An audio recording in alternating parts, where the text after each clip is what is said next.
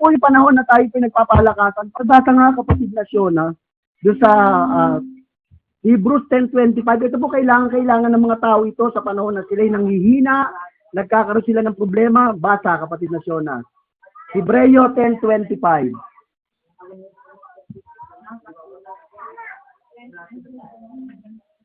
Ano po sabi? 10:25 ng Hebreo. Na huwag nating pakayaan ang ating pagkakatipon, na gaya ng ugali ng iba, kundi mag-aralan sa isa't isa, at lalo na kung inyong namamalas na nananapit na ang araw. Ito po yung purpose po natin, kundi mag-aralan. Kaya po tayo narito, mag-aralan sa ibang salin po yan, nagpapalakasan sa isa't isa. Kung tayo po, sabi nyo, nung nakaraang linggo, may mga problema, may mga trahedya na nangyari, ano po yung dapat gawin po natin? Sabi, huwag natin kalilimutan yung mga pagtitipon. Kaya po tayo narito, ang isang dahilan para magpalakasan po tayo sa isa't isa, kapatid na Josie. Hindi po para lang ipakita natin sa tao na ako may sumasamba. Hindi, may dahilan tayo. Unang dahilan natin, pupuruhin natin siya, sasambahin siya, at kasama noon, nagpapalakasan tayo sa isa't isa. Alam niyo po ba yung nangyayari sa buhay po ng bawat isa may problema, yung kaya sila kapatid na Sarah, yung kahinaan nila, yung problema nila, alam niyo po pwedeng maging kalakasan sa kapatid. Amen? Kapag nakita nila ng mga kapatid, ay sila kapatid na nagtagumpay eh. Tayo rin. Kasi Kristiyano tayo eh. Yung bawat isa po sa atin, wag po natin i-underestimate yung sarili po natin o sabihin natin maliitin na wala akong bahagi sa iglesia. Meron po. Kahit na maliit po tayo, kapag nakita ng kapatid natin, ito nga naglilingkod kahit hirap na hirap sa buhay nyo, tayo pa kaya na medyo nakakaraos, di ba? Yun po yung isang dahilan kung bakit tayo naririto, hindi dahil sa sarili po natin, kundi dahil sa Diyos at dahil sa bawat kapatid na naririto. Amen? Magpapalakasan po tayo. Kagaya po ngayon umagang ito, sa dami po ng trahedya, alam niyo naman po yung nangyari sa Tacloban. Parang wala na po silang pag-asa. Pero ang nagbibigay sa kanila ng pag-asa yung tulong, di ba? Yung mga pagkain. Pero sa atin po, mga Kristiyano, hindi importante yun eh. Ang magandang tulong na mangyayari yung buhat sa Diyos, yung salita niya. Di ba? Kagaya nung pinag-aralan natin nung isang linggo, yung tinatawag na sowing, yung Kemeshek. Di ba? Kailangan mataniman tayo ng salita ng Diyos o yung bini ng Diyos para magkaroon tayo ng kapayapaan. Tingnan nyo, bakit ang mga tao ngayon nagugulumihanan? Gulong-gulo sila, konting problema, bakit hindi nila alam kung anong gagawin nila? Ang isa sa dahilan po mga kapatid, wala silang bini ng kapayapaan. Di ba? Tingnan mo, kung meron kang bini ng kapayapaan, di ba? Ano sabi? Kahit anong problema dumarating sa'yo, dahil may bini ka ng kapayapaan, naroroon yung katahimikan mo. Kung nalalaman niyo po yung istorya ni Pablo nung siya naglakbay papuntang Roma, dumanas po sila ng bagyo na halos lumubog yung barko. Pero magtataka po kayo, no? Hindi man lamang sila na ano. Ang isang katotohanan, merong anghel talaga na sinusugo ang Diyos para siyang mag-ingat sa bawat isa po sa atin, kapatid na Josie at kapatid na Karen. Huwag po natin kuminsan kasi para bang asan ang tulong ng Diyos? Diba? Kagaya nung sa nangyari, kagaya malaking question mark nga yung nangyari sa Tacloban eh. Bakit binanas ang Tacloban ng ganong klase ng, alam niyo salot po yun, mga kapatid. Yun yung mga disaster na ganon, talagang galit ng Diyos yun. Tingnan niyo kung hindi siya galit ng Diyos, bakit maraming tao ang namatay sa walang kabuluhan? Biro mo, iba natutulog lang doon. Biglang pumasok yung tubig. Isa po kasing katotohanan, dapat po, ang pananampalataya po nating maliit na iglesia, kapag Kristiyano po tayo, sabi po ng Diyos sa awit 34:7, siya yung humahantong sa mga natatakot sa Kanya. Kung tayo po may takot po tayo sa Diyos, amen. Kasi sa bawat pagkakataon na may trahedya, may anumang problema sa sanlibutan ito, meron tayong Diyos. Ano sabi? Magtatanggalan sa Kanya. May nagtatanggalan po sa atin at meron nag-iingat po sa atin. Yan po yung faith ng maliit na iglesia nito na kahit na maliit po tayong iglesia sa mata ng Panginoon Diyos, tayo po yung tinitingnan niya. Tingnan niyo po, basahin nga natin kapatid na J 34:7 ng awit. Bago tayo pumunta rin kasi maganda kasi para bang nakita natin problema sa lipunan, napupuno tayo, pero bigyan tayo ng kapayapaan ng Diyos sa pamamagitan ng salita niya.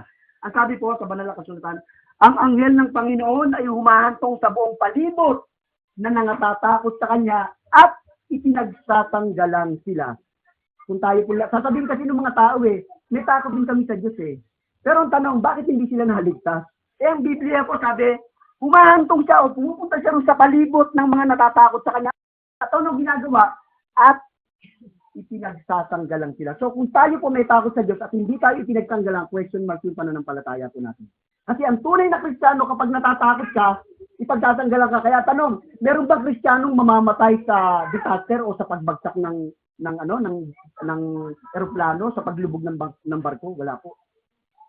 Kahit yung bagyo, wala pong mamamatay. Kasi ang sabi po ng Panginoon, ipinagtatanggalang sila. Yung may mga taong natatakot, ha. Kaya kung makikita po natin dito, ang pananampalataya ba natin tama? Kasi sa Biblia po, meron lamang isang pananampalataya. Kung sasabihin po natin lahat na, hindi, kami rin naman nagsisimbe, kami rin naman nananalangin, mali po yun. Kasi ang Biblia, nagbibigay lang siya ng isang pananampalataya. Kung meron ka isang pananampalataya, amen. Kasama po tayo ron, pinagtatanggalan niyo. Amen? Palakpakan po natin ang ating Diyos. Yun po yung faith po natin, kapatid na Joseph, kapatid na Karen, yun po yung faith namin dito. Kahit maliit ito, mahirap ang iglesia, pero alam namin na ang anghel ng Diyos o ang Diyos mismo ang pumapatnubay sa amin. Kaya kapatid, bagamat siyempre tayo naman may pangamba tayo na umuwi tayo ng gabi, pero alam natin yung gabay ng Diyos sa pamamagitan ng mga anghel, nandun po siya. Yun po yung faith po namin sa iglesia nito. Kaya sana nga kung loobin ng Diyos na makapagpatuloy po kayo ng gawain, mapakinggan niyo po yung doktrina ng ating pong Panginoon, maintindihan niyo po yung layunin ng Diyos sa buhay ng bawat isa. At maintindihan po natin sa paglilingkod po natin kung gaano kahalaga ang paglilingkod na tunay sa harapan po ng Diyos. Kagaya nung kinanta natin, no, inihanda tayo ng Diyos na sanctuary, no.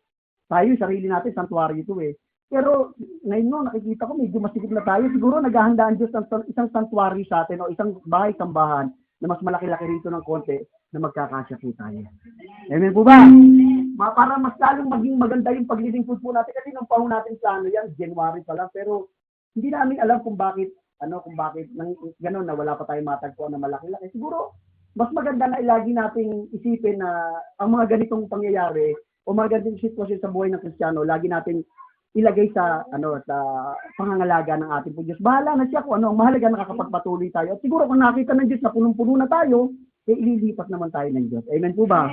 Yun po yung faith po natin. Sana makapagpatuloy po kayo mga kapatid na makapakilig kayo ng salita ng Diyos. At isang araw makita nyo na bahagi na kayo ng iglesyang ito. Amen? Mas maganda kasi kasama kayo sa nagtatagumpay di ba? Tayo kasi sinanganak, Kristiyano tayo, nagtatagumpay sa harapan ng Diyos. Sa kabila ng mga problema, still nakatayo po tayo at naglilingkod sa harapan ng ating Diyos. Amen? Sige po, palakpakan po natin ang ating Diyos. Ngayon punta po tayo sa ating panibagong paksa, para magkaroon tayo ng panibagong aral na madadala po natin sa sanlibutan ito. Habang lumalakad po tayo, tandaan po natin, habang lumalakad tayo sa sanlibutan, kapag wala tayong daladalang aral, may posibilidad po na madala tayo matalo tayo ng kaaway, bumalik tayo sa dati po nating ginagawa kasi wala tayong daladalang salita ng Diyos. Pero sa umaga pong ito, babaunan po tayo ng Diyos sa buong isang linggo ng ating pong paglilingkod ng salita niya na makatutulong at makapagpapalakas sa ating pong pananampalataya. Sige po, punta na po tayo sa ating pong panibagong paksa. Ano ba yung dati nating paksa? Yung sinunda, sabi, kay Meshek, sabi, basa. Wala na akong tiga-basa. Ang mga anak ni Japhet, si Gomer, at si Magog, at si Maday, at si Javan, at si Tubal, at si Meshek, at si Tira. Ito po, napag-aralan na po natin si Gomer. Tapos tumalon po tayo, iniwan po natin yung Magog, Maday at si Javan. Tumuloy po tayo kay Tubal at si Meshek. Itinira po natin ngayon. Balikan po natin, iniwan po natin kasi nag-research po muna tayo Wala tayong makita kasi parang ipinakikita po ng tatlong ito is lugar lang siya. Pero nung na-research po natin, napag-aralan po namin na meron pala tayong makukuha sa buhay ni Magog. May aral na po kasi tayo dyan sa aklat ng sa Apokalipsis, yung Magog kasi, isang lugar ito na puro masasama yung tao. Gog at Magog. Ibig sabihin yung mga taong walang takot sa Diyos, nakatira siya ron sa lugar na puro masasama. So, ibig sabihin may idea na tayo kung sino tong Magog na to, yung lugar na kung saan, sa aral talaga ng lugar tungkol sa Magog. Pero ngayon, aalamin po natin sa umagang ito yung kahulugan ng salitang Magog. Yung word na Magog sa salitang Hebreo, tingnan po muna natin. Isa-isahin po natin. Sabi po rito, ang pangalang Magog sa salitang Griego ay Magog, spelling na M-A-G-O-G. Overtopping o sobra sa ibabaw, parang ganon. Covering, yung tumatakip, ganon, di ba? Samantalang ang salitang overtop o yung nasa ibabaw ay nangangahulugang to rise above, the top, to excel, to surpass, to obscure, to make of less importance by superior excellence. Dito makikita po natin yung word na overtop o yung nasa ibabaw. Tingnan nyo, yung isang pag bumili tayo ng ice cream, di ba, yung nasa cup. Lalagyan natin ng topping, di ba, sa ibabaw. Ano yung nakikita ho natin kapag bumili tayo ng ice cream? Ano yung mas napapansin po natin? O yung toppings, di ba? Ang ganda naman ng toppings na yun. Di ba? Sa ice cream, bibili tayo, mamimili ka kung anong toppings yung gusto mo, di ba? Di ba? Dinadamihan. Ang nakikita na ho natin, yung toppings. Ngayon, pag-aaralan po natin yung overtop, yung nasa ibabaw. Yung kumocover doon sa buong ice cream. Kasi pagka ice cream, tapos may naka-top siya sa ibabaw na marami, ang tendency nun makobera na siya. Tingnan mo, sabi nyo nga, nakikita nyo yung top na, yung topping na, di ba? Ngayon na pag-aaralan natin, yung overtop na tinatawag, yung nasa ibabaw, ang tawag po ron, kinokobera niya, ang tawag po ron, excellence o sabi nga yun sa patalastas, nangingibabaw, di ba? Yung patalastas, alam niyo ba yung patalastas ni Robin Padilla ba yon? Yung Nescafe, ang sabi, nangingibabaw, ang sarap, di ba? Kumbaga, ngayon, mararamdaman po natin na meron dapat mangibabaw sa isang Kristiyano. Hindi porket Kristiyano po tayo, ito lang tayo. Hindi, ako, ordinary member lang ako eh. Okay na ako. Pag-aralan po natin ngayon, yung negative at saka positive. Negative na pangingibabaw at positibo na pangingibabaw bilang isang Kristiyano. Tingnan ho natin kung ano yung maitutulong sa pamumuhay po natin. Baka kasi merong mga tao, merong mga kapatid na iba na yung nangingibabaw sa kanya. Yung word na nangingibabaw kasi, isa pong salita rin doon o isang synonyms o kasing kahulugan, yung tinatawag na bihasa. Pag sinabing bihasa, ano ba yun? Mahusay. Ano ba kahulugan pa ng bihasa? Dalubhasa. Yun. Praktisado. Yung parang ang husay naman, ang galing naman ito. Expert, sanay, di ba? Magaling, di ba? Ano ba ita? Excellent. Yung ano siya, umaangat siya. O kaya, nahihigitan niya, sarpas niya dito di ba? Nilalampasan niya, di ba? Sa Tagalog yun, di ba ganoon? Nilampasan mo. Nalalampasan mo siya, higit. Yan po yung isang word na tinatawag na nangingibabaw, subok. Yung subok, halimbawa, ito, magaling yan, subok na yan eh. Magaling yan sa pagdating sa ganyan. O kaya yung karpintero, magaling sa ano yan, galing sa cabinet yan eh. Galing sumira niyan eh. Diba? Yung pag-aaralan po natin, tingnan natin yung isang Kristiyano ba, pwede ba siyang mangibabaw sa isang bagay o sa isang tao kahit na ito kahit na ganito lang tayo. Kasi kung minsan, wag po natin isipin na, halimbawa tayo, mahirap lang kami, wala naman akong pinag-aralan, hanggang dito lang ako, meron po.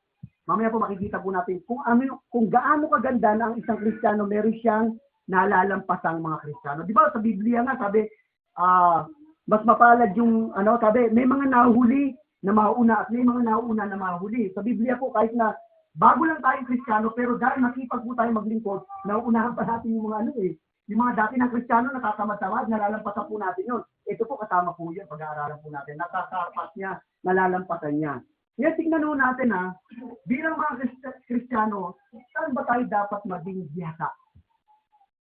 Hindi bilasa Saan ba tayo dapat maging subok o dapat na maging mahusay? Dapat magaling, dapat higit. Sabi niya, Sister Baby, dapat dalubhasa tayo. Pero pwede rin pala ang Kristiyano maging magaling, maging dalubhasa, maging subok, maging biyasa. Isa-isahin po natin. Tignan natin. Sa Biblia po kasi may iba't ibang klase ng tao na siya'y magaling sa ganito. Unang Kronika 15:22.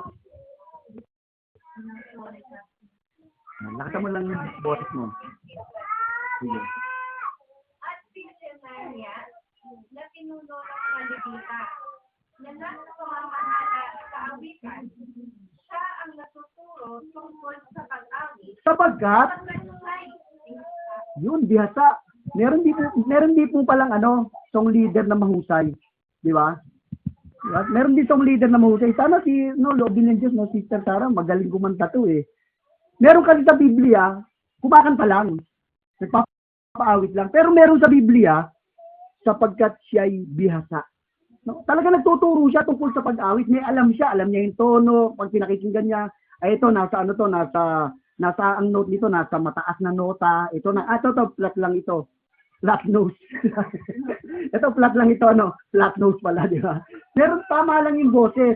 So, ibig sabihin sa banal na kasulatan, meron talagang biyasa na ang isang Kristiyano, meron siyang kakayahan na magaling pala siya sa pag-awit. Dapat, kung halimbawa maawit po tayo sa harapan ng ating pong Diyos, dapat maging biyasa na tayo. O sabi nga nila sa banal sa labas sa mga artista, ikarir mo na 'yan. Kasi meron ka ng talent karirin mo na 'yan, sabi nga nila. Kumbaga, sigitan mo pa kung ano yung kakayahan mo. Ewan ko, maganda ba po si Sister Karen? Pare-pares kayo? Hindi naman. Hindi naman. Tama lang. Diba? Alam nyo, dito sabi, okay na yung tama lang kasi walang magandang boses talaga. Basta tama lang sa atin, okay na, di ba? Di ba? Sa Biblia, kasi pero sa Biblia talaga, mga kapatid, meron talagang tagapagpaawit. At ang isa sa tagapagpaawit, alam nyo, Satanas. Song leader siya Satanas. Pero kaya lang, yung ano niya, yung talent niya, hindi niya ginamit sa Diyos. Ginamit niya sa sarili niya. Mamaya makikita po natin kung gaano kaganda na meron kang kakayahan o meron kang sinasabing biyasa ka sa isang bagay nito. Paano natin ito gagawin bilang isang Kristiyano, no? Paano natin ito gagampanan? Kasi kung meron tayo at hindi natin ginagamit, baliwala po sa harapan ng Diyos. Kasi kaya nga tayo binigyan ng ganyang kakayahan o talent na pwede po natin gamitin sa paglilingkod at darating po ang panahon, magiging sabi sapagkat siya ay biyasa, gagaling. Alam niyo, wala pong tao na magaling na hindi nag-practice. Amen? Wala namang pagkapanganak, ang galing ng kumanta talaga kahit hindi na. Di ba, may kaya nga sa panahon natin sa music industry, meron silang tinatawag na voice lesson, di ba? Nagpo-voice lesson sila, voice culture, yung tinatawag na ganun. Kasi bilang tao kasi, meron siyang i-develop, di ba? So tayo, ngayon, pag-aaralan po natin, sa umaga pong ito, may mga kakayahan po tayo bilang isang Kristiyano na dapat ma-develop o humigit pa yung kaalaman natin sa harapan ng ating pong Panginoon. Ito una, tandaan po natin, meron mga kapatid na maganda yung boses, biyasa sila sa pag-awit, dapat po gamitin nila ito sa Panginoon. Ikalawa, puntahan po natin yung Exodo chapter 18, verse 21. 18:21 ng Exodus. Bukod dito'y, nahanap ka sa buong bayan ng mga taong bihasa, gaya ng matatakutin sa Diyos, ng mga taong mapagpatotoo, ng mga napupuot sa kasakunan, at siyang mga ilagay mo sa kanila na magpuno sa mga lilibuhin, magpuno sa mga dalaan, magpuno sa mga lilimang tuig, at magpuno sa mga sasampu. Yan. Ito pong istorya na ito yung paghirang doon sa mga taong namumuno. So, ibig sabihin, ang isang katayuan, ang isang kalagayan po na isang ihahalal mo bilang puno, kailangan, sabi,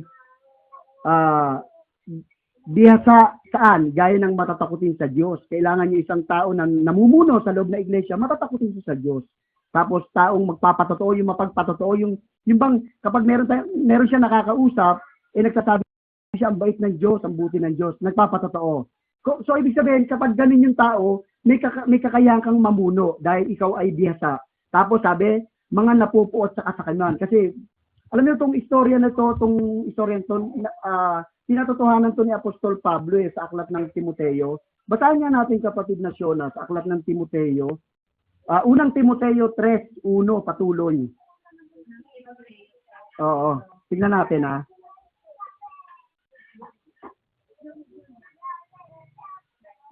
Oo. 1 Timothy 3:1. Dapat ang pagsabi, kung ang sino man ay magsisikap na maging obispo, ay mabuting gawa ang ninanasa. Mabuting gawa, ano pa? Tuloy. Dapat nga na ang obispo ay walang pangungkasan. Asawa ng isa lamang babae. Mapagpigil. Malinahon ang pag-iisip. Mahusay. Tuloy. Mapagpatuloy. Tuloy. Sapat na makapagturo. Tuloy. Hindi magulo. Hindi malaaway. Kundi nalumalay. Hindi mapakipaglalo. Hindi maibigin sa salapi. Okay, makikita ho natin, ito yung isang katangian ng isang namumuno sa loob ng iglesia. Kasama rin po ron, doon sa binasa po natin, yung mga dapat hindi siya sakim. Kagaya dito sabi, hindi maibigin sa salapi. So, ibig sabihin, makikita po natin, tayo po, sa panahon po natin ngayon bilang isang Kristiyano, dapat ang hinahanap po ng Diyos sa atin, bihasa tayo, sa anong paraan tayo bihasa. Kailangan, matatakutin tayo sa Diyos. Sinasanay po yun yung sinasanay. Kasi may talata po sa banal na kasulatan, naging ang kaligtasan po natin, ini-exercise po natin. Amen? Basahin mo nga ulit yung 2:12 ng Pilipos. Tignan mo natin Sa English 2:12 ng Pilipos. English Sa English natin basahin. Tignan natin Basa, kapatid na Siona.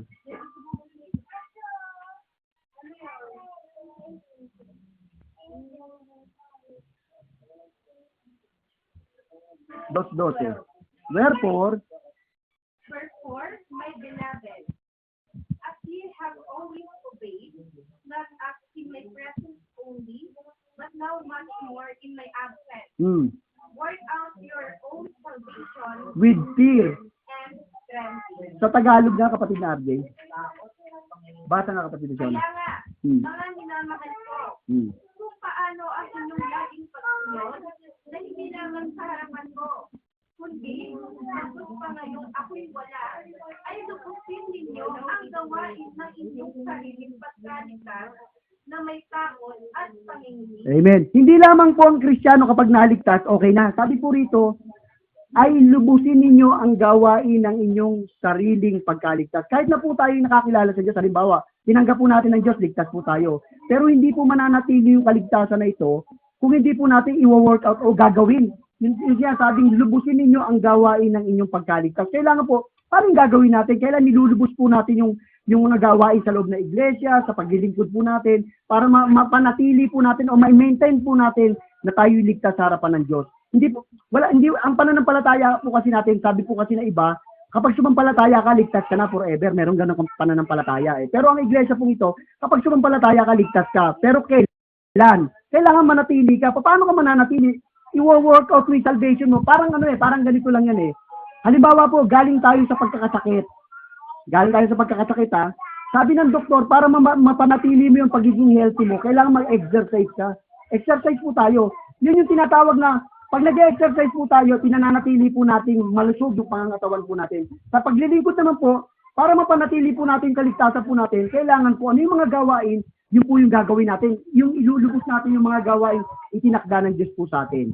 Yun po yung tinatawag na malulubos po yung kaligtasan po natin. Pero bakit tayo napunta ron? Kasi ang pinag-aaralan po natin, kailangan makita ng Diyos na sanay na tayo o bihasa na tayo sa gawain. Halimbawa, pagiging matatakotin lang sa Diyos, dapat makita po natin, unang-una, yun nga yung dapat na nakita natin na natatakot tayo sa Diyos. Kasi alam natin, kapag wala tayo sa Diyos, posible po mapahamak po tayo. Amen? Dapat bihasa po tayo sa gano'n na kada may ginagawa tayo, dapat sa paglakad pa lang natin, Lord, bahala. Yung bang matatakotin tayo sa Diyos kapag may ginagawa tayo hindi maganda, baka makita ako ng Diyos o nakikita ako ng Diyos na may ginagawa akong masama. Dapat bihasa po tayo ron na matatakotin tayo sa Diyos at hindi tayo kailangan mapuo tayo sa kasakiman. Ayaw natin yung pagdating sa salapi, yung pag-ibig sa salapi, hindi po natin kailangan gawin yun bilang isang Kristiyano. Tingnan natin dapat yung isang Kristiyano, ganito po siya Gawa 26:3.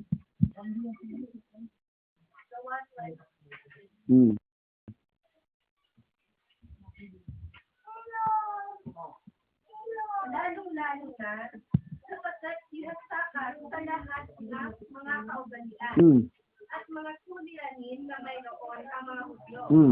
Kaya nga isinababalik ko sa iyo, dapat salitaan mong gawin ako. Meron pong tao, sabi, sapagkat bihasa ka sa lahat ng mga kaugalian at mga suliranin na mayroon ang mga Hudyo.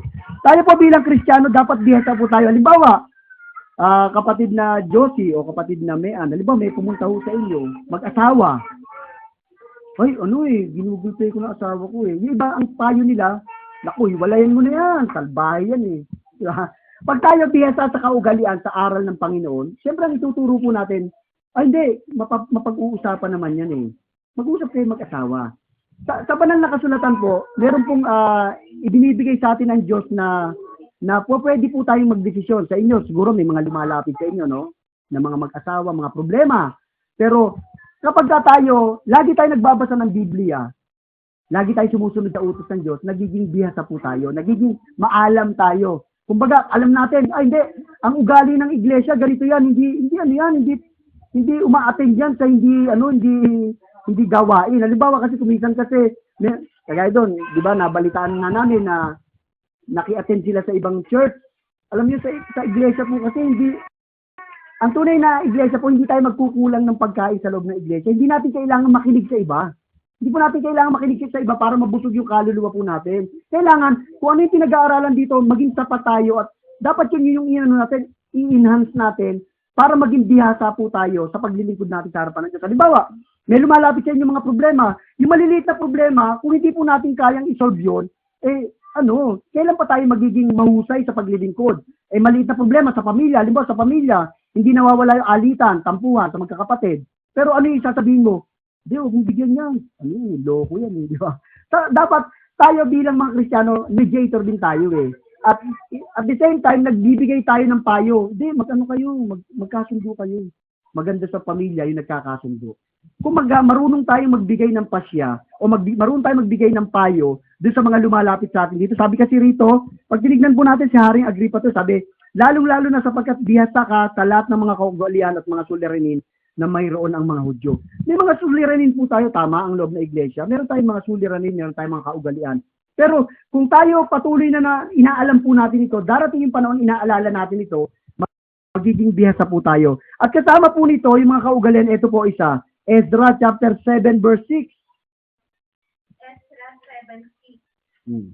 Ang Ezra na ito ay yumaon mula sa Babylonia at siya'y kalihim na bihasa sa kautusan ni Moises na ibinigay ng Panginoon ng Diyos ng Israel. Saan siya bihasa? Sa kautusan, di ba? Bilang isang Kristiyano, kung tayo palabasa po tayo ng Biblia, di ba? Importante ho talaga, mga kapatid, na nagbabasa tayo ng Biblia. Isang dahilan, hindi tayo magiging bihasa o hindi tayo magiging magaling sa pagbabasa ng Biblia kung hindi natin ito ina-exercise. Di ba sabi, work out your salvation. Katulad din po ng pag-aaral, dapat lagi natin ina-exercise. Basa tayo ng basa ng Bible bago tayo matulog. Kung wala tayong ginagawa, lalo-lalo na, kung wala naman tayong gagawin kaysa manood tayo ng TV, magbigay tayo ng oras sa pagbabasa. Kasi sa pamamagitan ng ginagawa po natin na gano'n, doon tayo magiging bihasa o dalubhasa. Tingnan niyo yung magagaling na mga, lalo yung mga lawyer, mga abogado, kaya magagaling po sila sa batas, basa sila ng basa ng libro. Sabi ko nga sa isa abogado namin Sabi ko, sir, ano yan? Kahit tapos na kayo ng pag-aaral, nagbabasa pa rin kayo? Oo, hanggang sa mamatay kami, walang tigil na magbabasa po kami. Sabi niya gano'n. Kasi maraming batas na lumalabas, kung hindi ka magbabasa ng libro, o yung tinatawag na book of law, kung hindi ka magbabasa noon, hindi mo siya malalaman. Kasi may mga ibang libro lumalabas Matipag ka dapat magbasa. So, bilang isang Kristiyano, bagamat ang Biblia ay tapos na, dapat, kaya nga tanong meron na po ba nakabasa ng buong Biblia sa inyo? Di ba? So, meron na ba nakabasa? Dapat, alam niyo, darating itong taon na to, no? January 2014. Dapat, isama niyo sa resolution niyo, no? Isama niyo na basahin yung buong Biblia sa buong taon. Simula January hanggang December sa susunod na taon. Simulan niyo po. At naniniwala po ako, merong malaking biyayang iahanda sa inyo ang Diyos. Kasi sabi nga sa banal na kasulatan, ang isinusugo, ang hinihirang ng Diyos, sabi rito, ang Ezra na ito ay yumaon mula sa Babylonia at siya'y kalihim na bihasa sa kautusan na ibinigay ng Panginoon ng Diyos ng Israel. So pwede po tayong hirangin ng Diyos. Kapag nakita ng Diyos itong taong ito, bihasa, magaling ito. Diba? Kaya nga ang tanong, yung bang tao na isang maliit lang sa loob na iglesia, pwede bang maging bihasa? Pwede po. Ang maganda po kasi, kung tayo yung masipag, ano yan kapatid?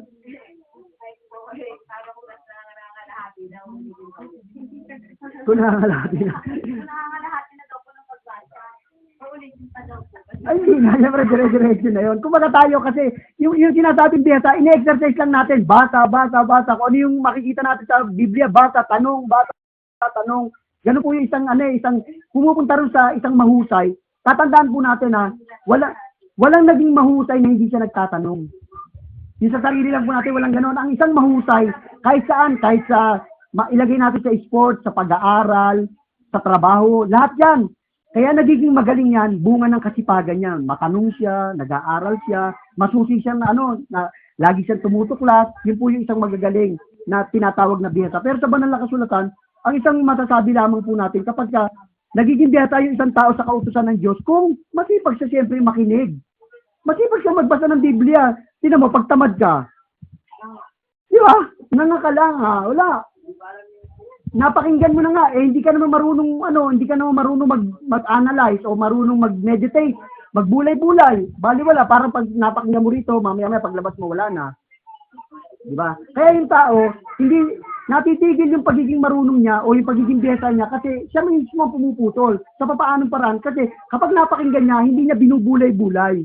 Ang isang maganda po sa isang Kristiyano, kapag napakinggan mo, pag-aralan mo. Yung mga kautusan, basahin mo. At darating po ang panahon, possible po, sana loobin ng Diyos, hirangin tayo ng Diyos na isa tayo sa nagbabahagi ng salita ng Diyos dahil bihasa tayo sa kautusan. Amen?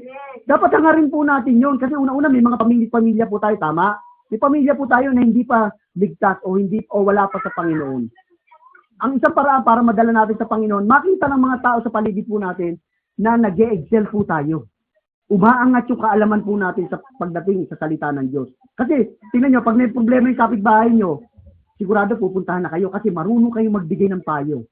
Amen? Lalapitan po tayo kasi, ay punta na lang ako. Alam ba, meron siyang problema sa pamilya niya. Ayokong punta si nanay, sugarol yan eh. Diba? Puntahan ko na lang si nanay Saida, nagbabasa ng Bible to eh. Nanay, ano ba ang masasabi sa problema namin? Kasi, merong mga tao, dahil sa experience niya sa paglilingkod, dalubhasa na siya. Amen? Bihasa na po siya pagdating sa kautusan, sa kaugalian ng Kristiyano, alam na alam niya ang gagawin. Amen po ba? Palakpakan po natin ang ating pong Diyos. Masasabi po natin sa paligid po natin, kahit ako wala akong pinag-aralan, pero pagdating sa salita ng Diyos, magsabi ka sa akin, bibigyan kita ng payo, sabi ng Diyos. Diba? Magandang pakiramdam po yun, kahit na mali tayo sa tingin ng tao. Mali tayo ha, pero pagdating sa mga magbigat na problema, tingnan nyo, lalapitan ka. Kung ko nga si kapatid na ganito, baka may masasabi siya tungkol sa problema na to. Diba? Lalong-lalo na, pag tungkol sa problemang pananampalataya o sa ating kaluluwa, malaki po kinalaman po natin dyan. Bilang mga Kristiyano, dapat po mag-excel po tayo o sinasabing masarpas po natin kung ano man yung nasa atin ngayon, malagpasan pa natin. Di ba? Para makita ng Diyos na itong taong ito, itong anak kong ito, karapat dapat ito, hindi siya tumitigil sa pagtuklas sa kaalaman. Amen po ba? Tignan nyo ha, may mga tao, ito nangyayari eh. Bagamat meron siyang puno, meron siyang yung tinatawag na sumasakop sa kanya kumisan, dahil sa masipag ka magbasa ng Biblia o ang Diyos ay sumasayo, ito po yung nangyayari. Daniel 1:4. Daniel 1:4. Basa. Mga binatang walang kundi may makukuting dika at matatalino sa lahat ng karunungan. Saan pa? At bihaglaan sa kaalaman at nakakaunawa ng dulo. At may ganyang kakayahan na makatayo sa palasyo ng hari. At kanyang tuturuan sila ng dulo at wika ng mga Kaldeyo. Yan po yung istorya mo kay Daniel, di ba? Na pumili yung hari na mga mamumuno, may kakayahang magpaliwanag, nakakaalam kung marunong kaalaman, tapos medyo makikisig sila sa harapan ng ating pong Diyos.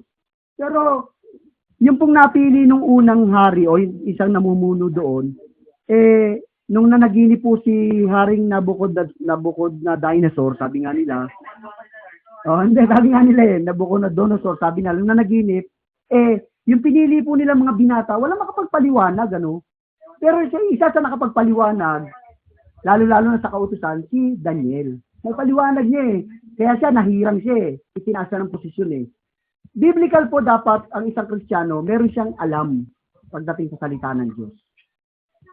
Kung hindi natin mabubulay, kasi kailangan po para dumating po sa isang Kristiyano yung tinatawag na meron tayong kaalaman. Kasi, tingnan nyo sabi po rito, may karunungan na siya, di ba sabi, mga binatang walang kapintasan kundi may mabubuting bikas at matatalino sa lahat na karunungan at bihasa sa kaalaman. Tingnan nyo, paliwanag lang po natin. Yung sinasabing karunungan at kaalaman, magkaiba po yun. Paliwanag po natin. Yung karunungan, ang ibig sabihin po ng karunungan, ayan na po, Biblia. Yung mga hawak ng Biblia. Yan, karunungan na ng Diyos yan Pero, paano tayo magkakaroon ng kaalaman? Kapag binasa po natin ang Biblia na unawaan po natin, doon pumapasok yung kaalaman po natin kung paano natin inunawa yung pagbabasa ng Biblia. Kaya may mga tao, kapag nabasa nila, ito yung karunungan, nabasa nila, malalim silang mag-analyze ng salita ng Diyos, dumadami yung kaalaman nila tungkol sa Diyos. At ang tawag doon, makikita po natin, para mangyari sa isang Kristiyano yung ganung marami kang alam sa salita ng Diyos, malawak yung kaalaman mo, kahit sa sanlibutan ito, malawak yung kaalaman mo, ito po ang dapat pong gawin. Awit 119, verse 99 hanggang 100, tuloy mo na. Awit 119, Oo. 90, 100. Oo. Ako'y may higit na unawa kaysa lahat ng mga tagapagtulong sa akin. Sapagkat, Ang iyong mga patotoo ay dumikako. tapos, Ako'y nakakaunawa na higit kaysa may katandaan. bakit? Sapagat aking siningatan ang mga susunod. Yun. Tingnan nyo ha. Dito po ba nakasalalay po ba rito yung mataas na pinag-aralan? Sagot. Nakasalalay po ba rito sa binasa po natin ang mataas na pinag-aralan? Hindi di ba? Sabi rito unang talata, sabi, ako'y may higit na unawa kaysa lahat ng tagapagturo sa akin. Ibig sabihin, may mga nagtuturo na sa kanya, pero mas higit na yung unawa niya. Ang dahilan, sapagkat ang iyong mga patotoo ay gunita ko. Sa English po yan, minemeditate niya. Yung salita ng Diyos, binubulay-bulay niya. Halimbawa, napakinggan niya. Tayo po ngayon nakikinig, di ba? Pag uwi niyo sa bahay, binubulay-bulay niyo. Aba, lalaki po yung unawa niyo. Makikita niyo po, may mga tao nagtuturo. Marami tayong tagapagturo sa labas. Una-una, mga teacher. Yung teacher sa ASI, di ba? Ilan daan ng teacher dyan. Maraming tagapagturo dyan. Pero titignan po natin yung unawa nila pagdating sa Biblia. Masigit. Bakit? Kasi alam natin na yung unawa natin galing sa Diyos kasi minemeditate po natin. O sabi rito, sapagkat ang iyong mga patotoo ay gunita ko. Ginugunita niya o inaaraw-araw niyang alalahanin. At sabi pa rin sa 100, ako'y nakakaunawa ng higit kaysa may katandaan. O ibig sabihin, halimbawa, bata ka kapatid na Karen. Ilan taon ka na? 26, halimbawa. Tapos, napapagsabihan mo pa yung nanay mo. Higit yung kaunawaan mo sa nanay mo. Nay, huwag naman kayo masyado magsisigaw. Sabi ng Biblia, huwag tayo magbububulyaw Biblical po yun Huwag tayo magsisigaw Ibig sabihin, ako'y nakakaunawa na higit kaysa may katandaan. Alam nyo, yung isang taong nagbabasa ng Biblia, mga kapatid, higit yung unawa niya sa matatanda. Sabi nga nung iba itong matanda na to, walang pinagkatandaan ito Di ba? Diba meron gano'n, meron kayo naririnig na tumanda to, walang pinagkatandaan to Sabi nga lang, bastos. Sabi gano'n. Tingnan nyo, tayo ba, mga tao sa loob na iglesia, kahit may matanda sa atin, sabi ng Biblia, ako'y nakaunawa ng higit kaysa may katandaan. Bakit? Kasi binubulay-bulay po natin. Halimbawa, yung ibang mga matatanda, palamura, ikaw, halimbawa, kahit sinumura ka na dahil mas nakakaunawa ka sa kanya, hindi ka sumasagot. Di ba? Sige, okay lang po. Sige po. Kahit na minumura ka na, kahit na pinagsasabihan ka na masama, ay ginaganti mo pa rin mabuti. Bakit? Kasi higit ang unawa meron ng isang Kristiyano. Amen? Palakpakan po natin ang ating pundot doon. Di ba? Kaya makikita po ng mga tao sa paligid natin, ay ito, tunay na sumasamba sa Diyos. Ito, totoong may Diyos to. Kasi alam nila yung unawa natin, higit kaysa unawa, maging mas matanda sa atin. Di ba? Kaya nga yung ibang mga tao, kumisan, yung mga magulang nila, pinipilit yung mga anak. Huwag ka sumamba dyan. Hindi kita bibigyan ng baon, pero yung mga anak na talaga nakaunawa na, matatalino na sa salita ng Diyos, sabi po ng Biblia uunahin ko muna yung Diyos kaysa sa tao. Diba? Kailangan unahin muna natin Diyos. Sabi niya, kung ang isang gustong maglingkod sa harapan ng Diyos, mas mahal niya ang asawa niya, anak niya, magulang niya, kapatid niyang lalaki, kapatid niyang babae, nang higit kaysa ating Diyos, hindi siya karapat-dapat. Hindi ka karapat-dapat. Kaya nga, ang isang matalino at nakakaunawa ng salita ng Diyos, kahit sa matatanda, nakapagsabihan niya. Bakit? Kasi malawak ang kaalaman mo patungkol sa salita ng Diyos. Diba? Amen? Yun po yung aral ng Biblia, no? Kailangan, bilang isang Kristiyano, maging excel ka, lampasan mo. Kahit na may pinag-aralan yan, kaya nga, ako talagang nabibless ako kapag dumarating yung panahon na outing kami. Mga abogado po yung kasama ko. Ako, wala naman ako pinag-aralan Pero pagdating sa problema, doon ko po nasusubukan ng Diyos. Di mo yung pinaka-boss ko na, kilala niyo naman siguro si Raymond Fortun. Nagtatanong mo sa akin yun, kahit abogado yun. Pagdating sa usapin ng pamilya, usapin ng pangreliyon, kasi pinag-usapan nila, paano ba to? Nagtatalo-talo sila. Ayaw na makisama ng babae kasi binubugbog. Sabi naman ng batas, hindi pwede maghiwalay. Ano ba gagawin natin? Naguguluhan sila. Pero sabi naman ng isa, makikisama ka pa ba? Sinasaktan ka na. Sige, mas maganda na maghiwalay. Yun ang payo nila, hindi sila magkasundo. Sige, tanong natin. Tanong natin yan, ang tawagan nila sa akin. Tanong natin kay Pastor, basa, gaganon pa sila Sabi ko, kasi po ang Biblia po, pag nagsalita po ang Biblia, totoo. Sabi sa banal na kasulatan, sabi po kasi sa Mateo, ang pinagsama ng Diyos, huwag papaghiwalayin ng tao. Aral po yun eh. Pero sila, hindi ka makapaniwala. Tignan nyo, kaya ipinaglalaban nyo po yung divorce. Yung annulment, ipinaglalaban nyo. Ibig sabihin nun, lumalaban po kayo sa kalooban ng Diyos. Masakit man no, pero pag Bible o pinag-usapan natin, sabi ng Diyos, ang pinagsama ng Diyos, huwag papaghiwalayin ng tao. Yun po yung aral. Kaya nga, kung kahit may pinag-aralan ka, alam mo, may pinag-aralan ka, tapos nabasa mo yung Biblia, hindi ko alam kung paano mo tatanggapin. Pero kung ikaw may sapat na kaalaman ka, kahit marunong siya, sabi, di ba? Yung tagapagturo na yun eh, pero nauunusan mo pa, nalalampatan mo pa, kasi meron kang unawa galing sa Diyos. Di ba? Iba po yung meron kang kaunawaan sa galing sa Diyos, iba yung may karunungan ka sa sanlibutan ito, magkaiba po yun. Kasi biblical po, anumang karunungan meron tayo sa sanlibutan, aalisin ng Diyos. Pakibasa ka kapatid na siya na unang Korinto 1:16, 17, tingnan mo ko namin. 1, basa. Ito, kahit marunong po sila, ito pwedeng gawin sa kanila ng Diyos eh, di ba? 1 Corinthians 1:17. Sapagkat Hindi yan. 16. 19, angat mo konti. Ayan, 19. Yan. Ano gagawin ng Diyos? Sapagkat masusulat, iwawalat ko ang karunungan ng marurunong iwawalat, ano pa? at isasawala ko ang kabaitan ng mababait. Amen po ba? Sabihin natin marunong sila, may pinag-aralan sila. Sa harapan ng Diyos, ano sabi ng Diyos? Sapagkat nasusulat, iwawalat ko o sisirain ko ang karunungan ng marurunong. Amen po? Kaya nga kung pinagmamalaki natin, marunong tayo sa sanlibutan ito, ang tangi lamang pong tagot natin, hindi ka mapalad kaibigan kasi yung karunungan nasa sa iyo, iwawalat o sisirain ng Diyos. Kahit pa sabihin nila, yung religyoso, ang bait-bait, nagbibigay ng mga donasyon. Kagaya yan, makikita po natin, dami nagbibigay ng donasyon. Ang babait nila. Sa sanlibutan ito, mababait sila, no? Ang sabi ng Diyos, isasawala ko ang kabaitan ng mababait. Di ba? Kahit na gano'n po silang kabait, pag ang Diyos ang tumingin po ng tunay na mabait, hindi po yung ganyang kabaitan. Ang sabi nga ng Diyos, yung ganong klaseng kabaitan, isasawala ako, baliwala lahat yan. Di ba? Pantao po kasi. Di ba? Naintindihan niyo po ba yung ating pong pinag-aaralan? Kapag ganito yung kalagayan po natin sa harapan ng Diyos, karunungan, kabaitan, wawalain ng Diyos yan, baliwala yan. Anong gusto ng Diyos? Siyempre yung kaalaman buhat sa Kanya. Kapag meron tayong kaalaman, ang sabi ng Diyos, sapagkat aking iingatan ang mga tuntunin mo. Iingatan natin yung tuntunin ng Diyos. Yun yung marapat sa harapan po ng ating pong Diyos. Kaya nga sabi ko nga sa inyo, pag nakaka-encounter kayo nyo, mas mataas pa yung pinag-aralan po sa atin.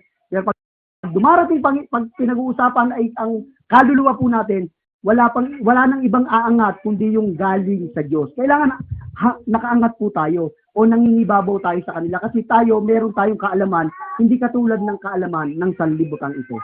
Amen? Iba po yung kaalaman po natin, kaya parang medyo mahirap unawain, pero sabi ko nga sa inyo, magpatuloy lang kayo. Ipauunawa po sa inyo ng Diyos kung anong kaalaman o anong unawa meron tayo sa banal na kasulatan. Pag-aralan lamang po natin, magtiis lamang po tayo. Wala naman tao, sabi naman ng Panginoon hindi ko lilimutin yung mga pagpapagal nyo, hindi lilimutin ng Diyos yan. Huwag tayong mag-alala. Kuminsan, ang pakiramdam natin, parang nalugi tayo, nasayang oras natin. Huwag tayong mag-alala, mga kapatid. Sapagkat ang Diyos hindi siya natutulog. Hindi siya liko. Hindi niya lilimutin lahat ng ginagawa natin. Alam niyo, isang maganda, mag-e-excel po tayo, aangat yung pananampalataya natin sa sanlibutan ito. Amen? Tignan niyo po, marami mga may problema, lalapit sa inyo pag nakita ng mga tao sa paligid niyo kung paano kayo namumuhay. Kung paano niyo pinamumuhay yung napag-aaralan niyo. Nagsasarpas kayo, nalalampasan niyo, nahihigitan niyo sila kasi kayo bilang isang tao ng Diyos, iniingatang mainam ang tuntunin ng ating Panginoon. Amen? Palakpakan po natin ang ating Diyos. Sabi ng awit, no, ako'y nakakaunawa na higit kaysa may katandaan sapagkat ako'y aking iningatan ang mga tuntunin mo. Ingatan po natin yung tuntunin. Ano ba yung tuntunin ng Diyos? Siyempre yung napag-aaralan po natin Biblia. Napakinggan po natin. Huwag daw natin kaliligtaan ng mga pagtitipon. Aral po ba ng Diyos yun o hindi? Ingatan po natin. Pag iningatan natin, ano mangyayari sa atin? Magiging dalubhasa o magiging bihasa po tayo sa salita ng Diyos. Diba? Kaya nga, ang Kristiyano talaga na maalam sa salita ng Diyos, konting problema, takbo kagad sa church. Takbo kagad sa kapatid kasi alam ng tunay na Kristiyano kung sino yung makapagbibigay sa kanya ng tunay na solusyon sa problema. Siyempre, higit sa lahat, siyempre yung Diyos. Ingatan natin yung tuntunin, kaya nga may mga personal tayong pag-aaral ng Biblia. Napakinggan nyo, pinag-aralan nyo. Kayo na yung mag-ingat niyan. At kayo na rin ang makakaalam na umaangat yung pananampalataya nyo. Amen? Yun po yung dapat na, kahit magog po ang pinag-aaralan po natin, magog, dapat mag-overtop tayo. Coveran po natin yung masama ng sanlibutan ito. Lagpasan po natin yung mga marurunong sa sanlibutan ito. Sa papaanong paraan? Sa pag-iingat ng tuntunin ng ating pong Panginoong Diyos. Amen? Sumunod po, basahin po natin ang awit 45 verse 1. Awit 45:1. Ang aking puso ay nananagana sa isang mainam na bagay. Aking sinasalita ang mga bagay na aking ginawa tungkol sa Oh. Ang aking dila ay panulat ng bihasang manunulat. Ang ganda po nito, sabi, ang aking dila ay panulat ng bihasang manunulat. Kilala niyo po ba yung, may kilala po ba kayong mga bihasang manunulat? Di ba? Ako wala eh. Yung mga bihasang manunulat, kapag nagsalita ka, di ba, nakakasakay kayo sa metro. LRT.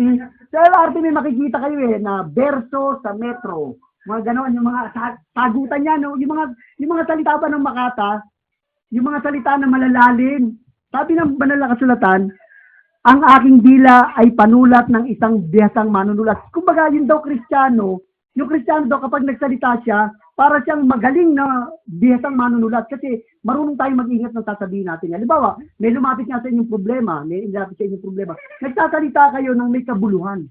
Hindi ka walang kabuluhan. Kumbaga parang pag lumapit sa inyo, walang kwenta rin palang kausapin yan. Wala namang kwenta yung mga pinagsasabihin yan, walang kabuluhan. Sa banal na kasulatan, kapag tayo nakita ng mga tao na magaling tayo magsalita, isang palatandaan na marunong ka mag-ingat ng salita ng Diyos. Kasi ini-exercise mo kung paano ka nagsasalita. Kaya ang nangyayari, sabi, ang aking dila ay panulat ng bihasang manunulat. Alam niyo, hindi lamang sa salita dapat magaling tayo magsalita. Ito ang isang maganda. Ikalawang Korinto 3:2. 2 Corinthians 3. Hindi lang salita to sabi? Kayo ay ang aming sulat na nagsusulat sa aming mga puso. Tapos, nakikilala at nababasa ng lahat ng mga tao. Yun, ang ganda po nito, sabi, nakikilala at nababasa ng lahat ng mga tao. So, ibig sabihin, tayo po pala sa banal na kasulatan, ang tingin sa atin ng Diyos kapag nag-excel po tayo, ang tingin po sa atin pala ng Diyos, walking Bible. Biblia na po tayo, tinitignan na po tayo ng tao. Hindi pa natin binabasa yung Biblia. Kapag nakita ng tao na namumuhay ka ay sa salita ng Diyos, sabi, kayo ay ang aming sulat na nakasulat sa aming mga puso, nakikilala at nababasa ng lahat ng mga tao. So, ibig sabihin, kapag ka pala namumuhay ka sa libutan ito, kahit hindi sila nagbabasa ng Biblia, nababasa na rin nila ang Biblia. Sa anong paraan? Kung paano ka namumuhay. Bilang isang Kristiyano, halimbawa, alam natin na sa Biblia kasi may aral po tayo na ang babae dapat hindi siya masisitsik. Hindi siya yung, sabi ko sa mababaw ba, machismosa. Dapat ang babae, malinig lang siya sa loob ng bahay. Gawain bahay, aral po ng Biblia yun. Ngayon, kung ang babae nakita po ng tao sa paligid po natin, ito, malakapit bahay, napakadaldal. Hindi tayo mawawalan ng kaaway pagka gano'n. Kung gusto nyo hindi mawalan ng kaaway, magpalipat-lipat kayo ng bahay. Ganun po. Pero ang Biblia po sabi, nakikilala at nababasa ng lahat ng mga tao. Kailan tayo nababasa? Kapag ang ginagawa po natin ay nakaayon sa banal na kasulatan. Halimbawa po, sabi ng Biblia, ang babae dapat tahimik siya. Biblical, dapat tahimik siya. Kapag ang nakikita mong babae, mga tarapita, sabi ng Biblia, mas mabuti pang tumira sa ilalim ng bubong at ibabaw ng bubong kaysa doon nasa ilalim ka na parang patak ng ulan. Alam mo yung patak ng ulan? Kainis. Hindi ka makatulog, ginigising ka, di ba? Ulan na malakas, di ba? Lalo yero, wala kang sinasabi, rinig na rinig mo, ang sakit. Ganun itinuturing ng Diyos yung isang taong madaldal. Pero ang Biblia po kasi, sabi niya, kailangan mabasa tayo. Sulat tayo ng sulat na nababasa. Sulat kasi ang apostol sumulat sa atin yan nga yung Biblia, sinulat niya. Ngayon, kailan nababasa sa atin yan ng mga tao? Kapag ina-apply po natin yan bilang isang Kristiyano, nabasa po natin, ina-apply po natin sa sarili po natin, para na rin tayong, ang tingin sa atin ng tao, Biblia na rin. Ayun, linaw, nakikilala at nababasa ng lahat ng mga tao. Ano yung nababasa? Kayo'y aming sulat na nakasulat sa aming mga puso. Sulat tayo ni Apostol Pablo. Di ba?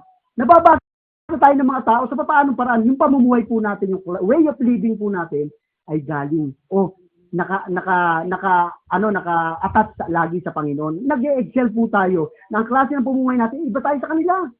Higit yung klase ng pamumuhay natin sa kanila. Kahit sila mayaman, tingnan nyo. Maraming mayaman dyan pero mata pobre. Diba? Hindi mo nga madikitan yung bakod, babarilin kita. Yung bakod may kuryente pa, diba? May gwardiya na may kuryente pa. Diba? Ang Kristiyano, wala naman tayong babakuran. Kaya yung isa po kasi natin kapatid, yung mag-asawa po natin kapatid sa Alabang, nawalan daw po sila. Then naikwento ko kasama ko sa trabaho, sabi niya gano'n, ha? May nawala ba? Kasi siyempre, alam mo naman natin, halos lahat ng kapatid po, hindi naman tayo, tayo talagang mabababa po tayo sa pagdating sa financial. Kaya sabi nila, may nawala ba? Kumbaga duda, kasi nawalan daw eh. Pero sa awa po ng Diyos, hindi po sila nadama, yung mga katabi lang nila yung nanakawan. Kahit di naman sila manakawan, baka sirain pa yung gamit nila dahil walang mananakaw sa kanila. Oo. Nanakawan yung katabi nila, naubos daw mga gadgets, yung mga gadget nila, 51 pin, talagang matindi. 32, 10 ba yun? Yung mga sinauna pang cellphone. Pero makikita ho natin na kahit ganon, iniingatan tayo ng Diyos. Di ba? Makikita ho natin yung pag-iingat ng Diyos, ibang-iba po sa pag-iingat ng sa sanlibutan ito. Kahit ayayaman na nila. Tingnan mo, may bakod na yon, may bakod, may gwardiya, tapos may kuryente pa yung bakod nila. Pero mababalitaan mo, nilooban, pinatay. Diba? Makikita natin na yung pag-iingat ng Diyos, iba ho sa pag-iingat na ginagawa sa atin ng Diyos. Kasi tayo nga bilang mga Kristiyano, dapat ito yung maranasan po natin. Nababasa na po tayo. Kaya tingnan mo, sino ba magtatangka sa buhay po natin? Gayong sumusunod tayo. Ay, halimbawa tayo, pagtitipan, hindi, wag, mabait yan.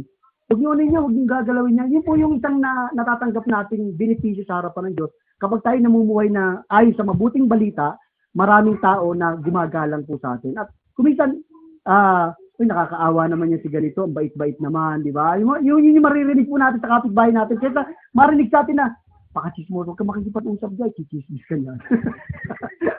Wag ka makikipag-usap dyan. Pagka natapos tayo mag-usap, nakarating na sa buong bayan, sa buong baryo yung problema mo. Di ba? Merong ganon. Pero kung tayo po, marunong tayo mag-ingat ng tuntunin ng ating pong Panginoon at lumalakad tayo, at tulad ng paglakad dito, nababasa, tulad ng sulat ng mga apostol, yun po yung marapat sa harapan ng Diyos. Pinakikita po natin na nag-excel o umaangat po tayo, nagiging bihasa po tayo sa paglilingkod po natin sa harapan ng Diyos. Yan po ba? Palakpakan po natin ang ating pong Diyos. Yun po yung isang klase ng positibo, na isang Kristiyanong positibo, na dapat yung bawat ginagawa po natin, dapat pinag-iisipan po natin. Pero tingnan natin ngayon, may mga tao ba na, tingnan natin kung saan sila bihasa. Yung sabi ko sa inyo, meron sila magagaling sa chismis eh. Tingnan nyo isa-isayin po natin. May mga tao ganito sila bihasa eh. Ikalawang Pedro 2:14. Na may mga matang puspos ng pangangalunya. Puspos? Hindi maaaring maglikat sa pagkakasala. Na umaakit sa mga kaluluwang walang saga. Na may pusong Tanay! ng kasakiman. Mga anak ng paglat. Sino nyo rito, ang pinakikita rito, meron isang pusong. Sabi, pusong sanay. Ano na yun? Pusong sanay sa kasakiman. Meron tao, sakim talaga eh. Sanay na sanay talaga sa kasakiman. Ako meron akong kilala pagka pinag-uusapan kikita ba tayo dyan? Parang pera-pera ang labanan eh, di ba? Meron taong iniisip kagad sa kapwa niya kasakiman. Ano yung papakinabangan? Tignan nyo nga ngayon di ba? Marami po nag-post sa FB. Isang beses kasi nagbukas ako, nakita ko, sabi nung isang nag-message, sabi niya gano'n, sana naman yung mga binibigay na tulong makarating doon sa ikinauukulan talaga. Wag naman sanang kunin pa nung pagbibigyan ng tulong. Kasi alam po natin na ang ugali ng tao, lalo kapag hindi Kristiyano, meron siyang pusong sanay. Sakin talaga, maraming sakin, lalo politiko. Sakin talaga yung sa pakinabang. Gagastusan ka niyan para pakinabangan ka. Wala namang politiko na inabutan ka, uy, kailangan ko boto mo. Sakin sila eh. Diba, meron bang taong ganun? Meron po. Sabi po ng banal na kasulatan eh. At ang mga matindi rito sabi, na may matang puspos ng pangangalo niya. Meron ba nun? Meron. Nakikita mo pa nga lang yung babae, hinuhubaran eh. Ano kaya ito? Siguro, okay ang katawan nito. Di ba? Kahit na lalaki, babae, lalaki, bot. Meron nagnanasa, yung puspos talaga na ang mata nila sa pangangalo niya. Tapos meron din mga taong hindi maaaring maglikat sa pagkakasala. Oo, hindi maaaring sumablay, sabi. Di ba hindi siya maaaring sumablay sa pagkakasala? Gusto niya lahat ng lakad niya. Puro kasamaan. Puro kasalanan. Puro, kasakiman. Yung puso niya, sanay talaga sa paggawa ng mga masasaking na bagay, mga pakinabang. Sanay na sanay sila. Meron po ba yan? Meron. Marami po. Lalo sa panahon po natin. Una-una, tingnan po natin mga politician, mga politikong tao. Masasakin yan. Sanay na sanay sila na magtago. Huli na nga eh. Huli na nga. Nakita na nga. Hindi ko po alam. Sabi ni Napoles, hindi ko po alam. Puro hindi alam eh. No? Sabi nga nila, sabi ng reporter, pag pinakinggan mo raw yung buong interview sa kanya o buong pagpapaliwanag niya, puro hindi ko alam. Hindi ko maalala. Ano ka ba? May amnesia ka ba? Di ba? Kasi nga, meron sila, talaga sanay sila. Magsinungal, sanay sa kasakiman talaga. Tingnan nyo. Isa pa, Jeremias 13:23. Sanay sa kasakiman, Ito pa, bihasa pa yung tao, Kasi sanay, sabi ko nga sa inyo sa kanya, sanay, bihasa, dalubhasa. Ito yung isa sa bihasa. Jeremias 13:23. Jeremiah 13:23. Makapagbabago baga ang Ethiopian ng kanyang balat o ang leopardo ng kanyang batin. Kung masagayoy, mga kagagawa naman kayo ng mabuti na mga bihasang gumawa ng masama. Saan sila bihasa? Gumawa ng masama. Marami pong tao bihasa. Alam na alam nila kung paano gumawa. Yung tanong nga yung bang leopardo makapagbabago ba ng balat yun? Hindi eh. Pero tayo, pwede natin baguhin yung yung pwede tayong gumawa ng mabuti. Ang matindi rito, na mga bihasang gumawa ng masama. Marami pong taong ganun. Lalo-lalo na yung hindi Kristiyano, bihasa sila. Ngayon, meron tayong nakikita mga ibang tao na, minsan kahit paano, nagsisinungaling ng konti, nagsusugal ng konti, pero darating po yung panahon dahil lagi nilang ginagawa. Sabi ko nga sa inyo, pag lagi niyong ginagawa, nagiging sanay kayo. Nagiging bihasa na kayo. Yun po yung naidudulot ng isang tao na siya'y masama, alam ba, masama siyang tao.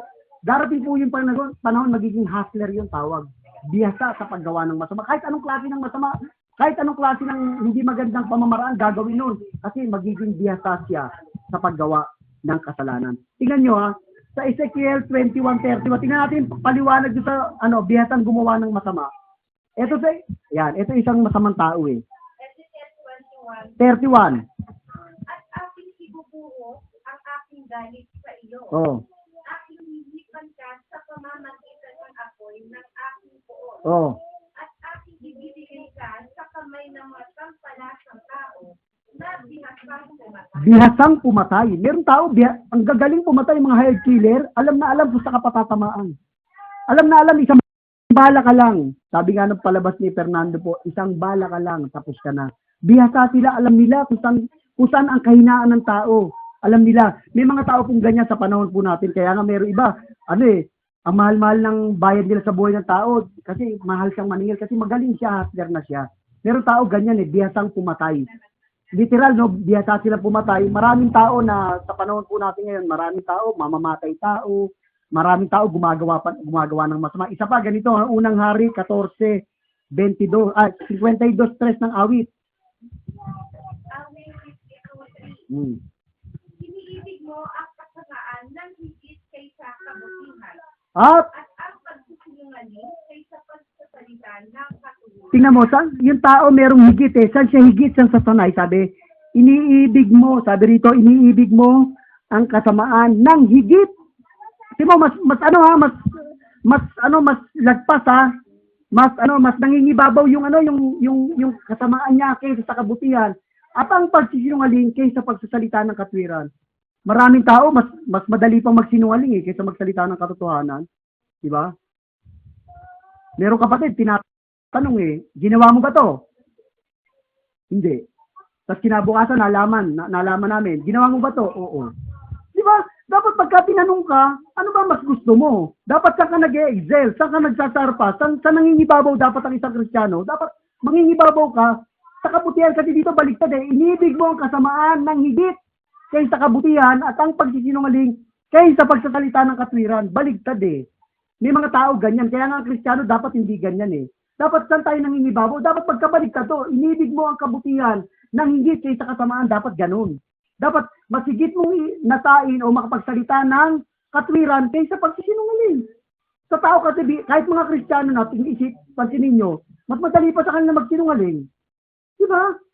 Kuminsan, kapatid, bakit hindi ka nakadalo? Ay, may importante akong tinuntahan kasi ganito. Pero saan ka?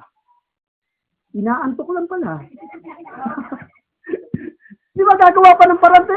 Ang Kristiyano, dapat tingnan nyo, dapat mag-excel po tayo, mangibabaw po na kung halimbawa meron tayong pakiramdam na tinamad po tayo, pwede natin sabihin, pasensya ka na kapatid kasi tinamad ako eh. Sana tulungan ako ng Diyos. Mga ganun dapat. Aminin po natin sa sarili po natin kasi ang Kristiyano sa panahon natin yun, nagiging professional na rin sila eh. Magagaling na rin sila gumawa ng paraan eh, di ba? Di ba? Parang bang yung sanay pumatay, yung mga Kristiyano kuminsan sanay na rin eh. Sanay magsinungaling. Ang galing eh, no? Ang galing gumawa ng paraan. Dapat kung ano yung ginawa mo, pakita po natin. Doon natin maipapakita na nag-excel po tayo. Mas nangingibabaw sa ating katotohanan kaysa kasinungalingan. Amen po ba? Tingnan nyo, yan yung isang mabuting Kristiyano eh, na kapag ganyan yung klase ng pamamaraan mo, nasasanay ka, hindi tayo papasok dito. Kasi nakakatakot eh, pag dito at ang pagsisinungaling kayo sa pagsasalita ng katwiran, baka masanay na tayo ng masanay na puro pagsisinungaling. Dapat higitan po natin. Sabi nga sa banal na kasulatan, higitan mo ng mabuti ang masama. Kung ba may ginagawa siyang masama, higitan mo pa ng mabuti. Kaya nga yung isang Kristiyano, halimbawa, may kagalit siya. Nagagalit sa kanya, ginagawa ng yung tunay na yung Kristiyano talagang malawak na kaalaman. Ginagawa niya, nire-regaluhan niya ng ulam eh. Regaluhan niya ulam. Suplada itong ang tao na to, nagre-regalo ka ng ulam. Isang araw, babatiin ganun eh. Kasi marunong ka kasi, mas hinigit. Kahit galit na galit siya sa'yo, wag mong gagantihan ng galit yung galit niya. Dapat mangibabaw pa rin sa'yo yung unawa. Mangibabaw pa rin sa'yo yung katwiran ng Diyos. Doon maipapakita mo sa harapan ng Diyos, Lord, nag-e-excel ako at nangingibabaw na yung kabutihang ibinigay mo sa akin. Amen? Palakpakan po natin ang ating punjat. Ang ganda no, bilang isang Kristiyano, no, at Neneng, kahit na parang tingin natin wala tayong ginagawa sa loob ng iglesia, meron po tayong magagawa. Yung lahat ng ginagawa na sa paligid po natin na hindi maganda sa paningin ng Diyos, lagpasan po natin yun. Natatawa po ako yung dati po namin sinamahan noon. Sabi, gantihin mo ng mabuti ang masama. Halimbawa, may ginawa sa'yo masama yung kapwa mo. Sabi, pag binato ka ng bato, ang gagawin natin? Batuhin mo ng tinapay. Meron po kami, dati po namin, nagpatugtog ng malakas. Yung kapitbahay, di siyempre, nakakabulaw. Ang ginawa niya, imbis na gantihin ng mabuting masama, ang ginawa niya, tinodo niya yung niya. Tinodo. Pastor yun ha, tinodo. Sabi ko, mali. Di ba pagka ikaw tunay na Kristiyano ka, dapat kung ano yung ginagawa sa'yo ng kapwa mong masama, ay gaganti mo mabuti. Biblikal nga, binato ka na ng bato eh. Ang gagawin mo? Batuin mo ang tinapay. Salita ng Diyos, batuin mo. Sabi ng Diyos, hindi ganyan. Huwag mong papatuin ng masama yung masama sa'yo. Kasi sabi nga, kung ayaw mong gawin sa'yo yun, gusto mo ng mabuti ng gawin sa'yo, gawin mo sa kapwa mong mabuti. Diba? Huwag po natin gaganti. Tingnan nyo ha, ang prinsipyo po ng Biblia. Ito po ang prinsipyo ng Biblia. Kailangan, kung gusto nating umangat yung yung pananampalataya natin sa harapan ng Diyos, mag-excel po tayo.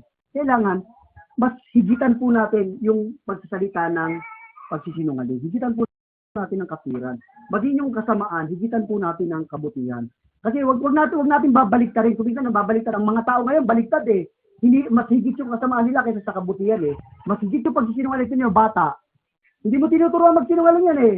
Asan yung piso rito? Sino mo? Hindi. Mamaya makita mo, hawak niya. Hindi. Hindi na ganun yung bata. Diba? Bata pa lang, napapractice na nila yung pagsisinungaling. Kaya pag tumanda sila, bihasa na sila magsinungaling. Amen. Kaya tayo bilang Kristiyano, sabi ng banal na kasulatan, ipahayag mo sa anak mo yung salita ng Diyos at hanggang paglaki niya, hindi niya ito kalilimutan. Amen. Kahit ang bata po, pagka lumaki yan, nasa pangangalaga ng salita ng Diyos, nakikinig lagi yan, hindi makakalimutan. Kahit nakikita po natin mga bata ngayon, pilyo di ba? Tigas ng ulo, no? Kapatid na yun, no? Mga anak natin, yung maliliit pa lang, kukulit. Parang gusto mong kutusan, ulit mo, ha? Ganun po ang bata. Kasi biblical naman po, likas sa bata ang pagiging pilyo. Pero sasaway ng magulang palo, sasawayin po natin ang salita ng Diyos, lalaki po yan, maunawaan po nila. At hindi sila magiging bihasa sa masama, kundi magiging bihasa sila sa paggawa ng mabuti. Amen? So, may pag-asa pa po yung mga kabataan po natin. Huwag tayong mag-alala itong mga bataan ito. Nakita natin, pilyo, pilya. Huwag tayong mag-alala, alagaan lamang po natin na isasama po natin pagdating ng pananambahan. Maniwala po kayo, makikita nyo anak nyo lumalaki, may takot sa Diyos. Diba? Napakaganda po nun. Laging lumamang yung katwiran po kaysa doon sa pagsisinungaling po natin. So, madali naman eh. Tinanong ka, anong problema? Sabihin mo ito to. Wala namang problema ron eh. Para bang natatakot ka na mahayag yung katotohanan, samantalang sabi ang katotohanan ang magpapalaya sa atin, di ba?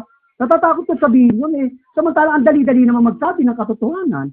Pero sa isang Kristiyano, sa hindi Kristiyano, mas madali sa kanilang gumawa ng kasinungalingan o masama. Amen? Ayan po, yun po isa. Tingnan natin yung isa pa. Unang Hari 14:22. Isa pang klase ng mga kasamaan itong ginagawa ng tao. 14, 20. At gumawa ang butan ng masama. Sa paningin ng Panginoon. At kanilang ininungkanin siya sa paningin mo. Oh. Sa pamamagitan ng kanilang mga kasalanan. Na Kanilang nagawa. Na Nahigit sa lahat na ginawa ng kanilang mga Aba, nahigitan pa yung magulang. Di ba? Di ba, nahigitan pa nila ito na may kasamaang ginawa ng mga anak. Nahigit kaysa lahat na ginawa ng kanilang mga magulang. So, nahigitan pa nila. Sa panahon po natin ngayon, makikita mo naman eh, ang mga kabataan, higit na kasama yung ginagawa sa magulang. Dati yung mga magulang, hindi naman sila nagdadrug. Di ba? Merong mga magulang talaga naman nagbibisyo eh, di ba? Pero sa panahon po natin ngayon, hindi lang bisyo, hindi lang paninigarilyo, pag-inom ang ginagawa ng ng mga bata, kabataan. Ang ginagawa nila, nahigitan pa, ano ginagawa nila, nagdadrug. Di ba? Yung mga pot session na yan. Di ba? Yun po yung isang klase ng ginagawa ng tao na nahihigitan pa. Pero matindi yun. Yung ginawa ng magulang mo, hinigitan mo pa. Di ba? Dati ko, ang magulang mo, dating kriminal, nakapatay ng 2, hinigitan mo, ikaw naging 4. Wala yan, sisiyo yan si tatay. Ako, dami kong pinatay di ba? Higit ang kasamaan ngayon sa panahon natin. Kaya makikita natin, kung saan dapat nag-i-excel yung isang Kristiyano o dapat nangingibabaw, nagiging sanay, nagiging bihasa tayo, dapat nagiging bihasa tayo sa paggawa ng mabuti. Di ba? O, tingnan natin Job 35:2, ano pa? Job 35:2. Iniisip mo bang ito'y matuwid? O sinasabi mo, ang aking katuwiran ay higit sa Diyos? Oh, meron taong gano'n, marunong pa sa Diyos eh. Di ba? Sabi ng isang bakla, in-interview siya. Sabi niya gano'n, bakit ka nagpa-opera? Nagpa-opera kasi, nagpa-transgender ba tawag doon? Nagpa-transgender po siya, nagpatanggal, nagpaputol. Sabi niya gano'n, kasi po sa palagay ko, mali yung pagkagawa sa akin ng Diyos. Aba, marunong ka pa sa Diyos. Sabi ng Biblia, iniisip mo bang ito'y matuwid? Ano yun? O sinasabi mong ang aking katwiran ay higit kaysa Diyos. Meron palang taong gano'n sa panahon po natin. Mas higit pa sila sa katwiran ng Diyos. Ang tao ginawa ng Diyos, babae at lalaki. Pero dahil sa katwiran ng tao, sa puso nila, yung mga bakla, sabi nila, hindi tama itong ginawa sa akin ng Diyos. Dapat pusong babae ko, dapat maging babae ko. Ginawa nila, nagpaputol.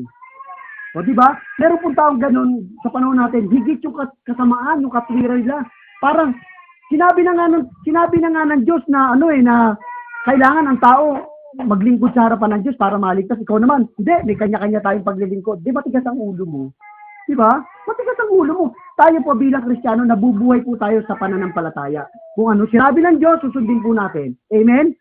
Yun po yung susundin natin. Sinabi ng Diyos, huwag mo kaliligtaan pagtitipon. Magbasa ka ng Biblia. Huwag mo kaliligtaan ng mga gawain sa iglesia. Tapos, huwag nating pangunahan ng Diyos kumisan, humigit yung katwiran. Lord, hindi. Okay din itong gagawin ko. Hindi po ganun ng Diyos. Pag sinabi ng Diyos, eto yung gagawin natin, marunong pa tayo sa Diyos kumisan. Diba? Marami pong taong ganyan sa panahon natin, mas marunong pa sila sa katwiran ng Diyos. Sa paanong paraan, kinokontra nila yung kalooban ng Diyos. Kinokontra nila maiging kalooban ng Diyos. Sabi ng Diyos, huwag kayong maggagawa ng ribulto, ang tigas ng ulo ng tao. Binagyo, binaha yung yung Tacloban. Wasak yung simbahan, ang natira. Yung ribulto. Sinamba pa rin. Sabi nila, eto talaga. Sabi ko, ang tao talaga, tigas ng ulo eh. Meron na nga sinasabi ang Biblia, huwag kayong sasamba sa Diyos. Huwag kayong gagawa. Ano ginawa? Anong nakita? Luhod pa. Talaga, eto lang ang tinira. Napaka talaga ng tao. Malinaw po ang Biblia, malinaw ang instruction ng Diyos. Kapag hindi tayo mapagmasid o mapagtingin sa salita ng Diyos, hindi po tayo mapapabuti sa harapan ng Diyos. Lalabas yung katwiran natin masigit sa Diyos. Tingnan po natin para maging tama yung katwiran natin sa harapan ng Diyos. Pakinggan lang natin, tingnan mo. May katwiran Meron ng katwiran ng Diyos Tingnan mo, ang sabi dito, iniisip mo bang ito'y matuwid? Tayo kasi kuminsan iniisip natin, matuwid ba to? Pero ang maganda o sinasabi mo, ang aking katwiran ay higit kaysa Diyos. Kuminsan kasi pag iniisip natin, ito ba'y matuwid? Para malaman po natin matuwid yung ginagawa natin, puntahan natin yung katwiran ng Diyos. Lord, ano ba gusto mo? Basahin natin. Ganun po ang pag-aaral ng Biblia. Para maging matuwid tayo sa harapan ng Diyos, hindi lumagpas yung katwiran natin sa katwiran ng Diyos, pakinggan po natin sabi ng Diyos. Kalooban mo, nawa ang mangyari sa akin, di ba? So be it. Kailangan mangyari nawa yung kalooban ng Diyos. Sabi nga ng Biblia sa Mateo chapter 6, di ba? Alam natin yun Ano ang gagawin mo? Puntahan mo yung katwiran niya, maghari ang Diyos sa'yo, kalooban niya nawa ang mangyari sa'yo. O di tapos yung yung paglilingkod po natin, dire-diretso lang. Hindi, alam nyo, sa isang Kristiyano na nahihirapang maglingkod, may problema po siya. Kuminsan kasi parang kinokontra natin yung kalooban ng Diyos. Ang nangyayari tuloy, iniisip mo bang ito'y matuwid? Kuminsan kasi meron tayong katwiran meron tayong sariling paliwanag Hindi, ito tama. Pero tatandaan po natin para hindi tayo lumagpas sa katwiran ng Diyos ang sundan po natin. Amen? Palakpakan po natin ang ating po Diyos. Tignan mo sa lahat-lahat ng ito, may mga tao tayo nakita masasama, nagsisinungaling, lagi nangingibabaw yung kasamaan ng tao Pagpatay, pagsisinungaling, pangangalo niya, lahat. Tignan nyo, kasi ang Kristiyano ba, pwede pa tayong maging katulad nila? Pwede, di ba? Kasi tao, may kalayaan tayong gumawa ng mabuti at masama. Malaya tayo kung ano yung gawin natin. Kaya, meron tayong kakayahan na muli tayong bumalik sa ginagawa ng mga sasama na kasinungalingan, pangangalunya, yung kung ano-ano masasamang ginagawa ng salibutan, pwede tayong bumalik. Kaya nga sa umaga pong ito, ano yung bilin ni Pablo? Ano yung bilin sa atin ni Pablo na ito po yung itatak natin sa puso po natin, ibaon natin sa kaisipan po natin para huwag tayong bumalik o masanay doon sa kasamaan. Basa, Hebreo 5:14. Ito po yung tandaan po natin, bilin ni Apostol Pablo ito. Tandaan po natin itong talata na to. Hebrews 5:14. Ngunit ang basaing matigas ay sa mga may gulang. Sa nakatuwid ay doon sa mga sa pamamagitan ng paninihasa ay nangasanay ang kanilang mga pakiramdam upang makilala ang mabuti at ang masama. Amen? Sabi po rito sa banal, ngunit ang pagkaing matigas ay sa mga may gulang. Kasi ito po, bilang mga Kristiyano, may mga tinatawag sa Biblia pagkaing matigas at pagkaing gatas. Yung pong pagkaing gatas, para lamang doon sa mga bago pa lang nakakapakinig, ay mahal ka ng Diyos, mga pagkain yan, mga gatas magagaang pa. Pero kapag nakakarinig tayo ng salita na, ang tigas ng ulo mo, napag-aralan na natin yan, hindi ka pa rin nakikinig. Yun po yung mga pagkain matitigas na, biblical, mga matitigas na pagkain na malalalim ng unawain sa pag-aaral ng Biblia. Sabi, sa makatuwid ay doon sa pamamagitan ng pamimihasa ay nangasanay ang kanilang mga pakiramdam upang makilala ang mabuti at ang masasama. Dapat pala, masanay po pala tayo. Yung pakiramdam natin sa pakikinig ng mga matitigas na bagay. Halimbawa, nakapakinig po tayo na kapag hindi tayo sumusunod sa kautusan ng Diyos, ay dumarating sa atin yung mga kapahamakan. Masasakit na salita na yan Dapat ang Kristiyano mga baguhan, dapat ang lagi nilang maririnig, mahal tayo ng Diyos. Ganyan ang baguhan Hindi siya dapat makapakinig ng iba pang mga salita. Ang Kristiyano pong matatagal na, kapag nakakarinig po tayo ng mga matitigas na salita, doon po tayo nasasanay. Alam mo, nasasanay tayo. Ito ngayon, matitigas itong pinag-aaralan po natin Itong mga pinag-aaralan po natin, matitigas na salita na po ito. Na kung sasanayin po natin ito, every Bible study, every Sunday na nag-aaral po tayo, lagi po tayo nakikinig. Nyo, matasanay yung pakiramdam natin. Alam natin kumilala ng mabuti at masama. Alam natin halimbawa, meron tayong bisita. Niyaya tayo. Galing abroad pa yun Niyaya tayo. Araw ng linggo. Sama ka naman sa amin. Pasyal tayo. Ngayon lang ako dumating. Ikaw naman, di mo pa naman ako mapagbigyan. Kung hindi tayo sanay sa pag-aaral ng Biblia, sama ka naman. Siyempre, multo Sarap naman yung magmuli. Moling-moling tayo. Diba? Ang isang Kristiyano po, kapag hindi siya sanay sa matitigas na salita, pag dumarating sa kanya yung mga ganong ano klase ng insidente o senaryo, hindi niya ngayon mapili kung ano yung mabuti at masama. Tingnan niyo, dapat biblical eh. Nung isang beses sa amin, dumating yung kapatid ko eh. Meron din ako kahit papaano kapatid sa ibang bansa, dumating eh. Pero wala naman talagang pakinabang doon. Dumating, pinatawad. Uy, bibigyan ka ni ate ng ganito. Eh yung mga ibang kapatid ko, puntahan. At nung tinanong ko, ba't hindi naman ako pumunta? Ba't hindi ka pumunta? Sabi ko, pwede naman na ibang araw yan kasi alam mo naman na araw ng linggo, may pagsamba kami. Tapos, yung sasakyan, kasi pinapahulugan niya sa akin yan eh. Ginamit. Sabi niya gano'n. Gagamitin ko to sa sasakyan. Kala niya siguro, pag nakuha na yung sasakyan, hindi na ako dadalo. Sabi ko, sige, iwan ko yung sasakyan. Aalis ako. Hindi, sige, dali mo na. Parang bang gano'n na, sinusubukan niya ako na, kala niya kasi yung pagiging ganito lang ako is ma-under mo na ako. Hindi, pagdating sa paglilingkod, sabi ko nga, pagdating sa paglilingkod, una muna ang Diyos bago kayo. Kasi tayo may oras naman tayo eh. Pero hindi natin hawak lahat ng oras sa harapan ng Diyos. Kasi araw ba bukas, alam natin kung ano mangyayari sa atin. Hindi natin alam eh. Sabi ng Biblia, hindi natin alam ang ilalabas ng bukas. Kaya kung meron tayong pagkakataon na maglingkod ngayon, ay kalimutan natin yung iba. Kaya nga, mismo ha, sabi nung isang naglalakad, sabi niya gano'n, Panginoon, sasama ako sa iyo, susunod ako sa iyo, pero teka muna, lilibing ko lang yung tatay ko. Eh sa ano sabi sa kanya ni Kristo? Pabayaan mo, ilibing yan ng kapwa patay, hindi ka, sumunod ka sa akin. Sabi gano'n ni Kristo, ibig sabihin kahit pamilya mo, pwede mong kalimutan pagdating po sa paglilingkod. Yun po ang importante ngayon.